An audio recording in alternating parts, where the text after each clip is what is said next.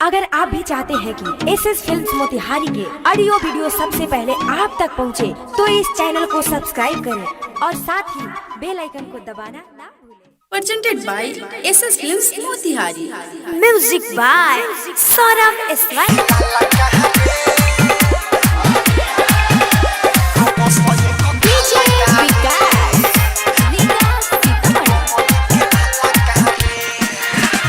रंगोली के लाला कहा रे रंग सहे को काला कहा रे तू रंगोली के लाला कहा रे रंगोली के लाला कहा रे रंग सहे को काला कहा रे रंगोली के लाला कहा रे ले आओ गोबर माटी पत्ता सहे को टाटी ले आओ गोबर माटी पत्ता सहे को टाटी मजा ले लो रोही सब याला कहा रे रंगोली के लाला कहा रे रंग सये को खाला कहा रे तू रंगोली के लाला कहा रे लाला कहा रे तू रंगोली के लाला कहा रे Saurabh digital recording studio Motihari. रंग सये को खाला कहा रे तू रंगोली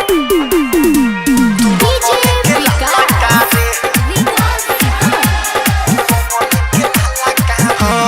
बहुत दिन के बाद आइल बिया छौरी जीजा के घरे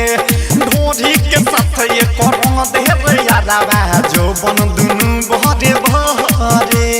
जो बन दुनु बहरे बहरे याराबा बहुत दिन पे आइल बिया छौरी घूमे ये जीजा के घरे ढोरी के साथ ये करम दे रे याराबा जो बन दुनु बहरे बहरे ले लो शामिल के मांजा धोरी के एक पांजा ले लो शामिल के मांजा धोरी के एक पांजा खोली पीछा कारी के नाला कहा रे तू रंगोली के लाला कहा रे रंग सये को खाला कहा रे तू रंगोली के लाला कहा रे लाला कहा रे रंगोली के लाला कहा रे Saurabh digital recording studio Motihari.